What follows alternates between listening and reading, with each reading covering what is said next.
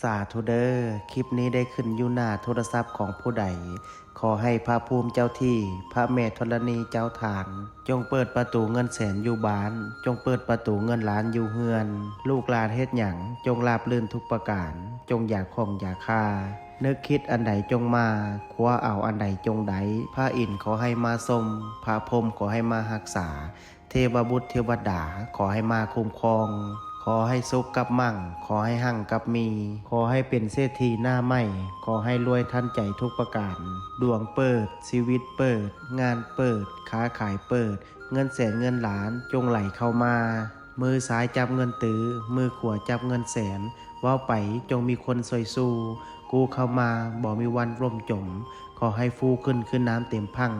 มั่งมีคือเศรษฐีทั้งหลายนอนไซนอนใจอูอาอูอังนะโมพุทธายะท่านใดที่ได้ร่วมพิมพ์สาธุกดแชร์ออกไปแล้วขอให้สิ่งที่เว้ามาจงเกิดเป็นจริงสาธุ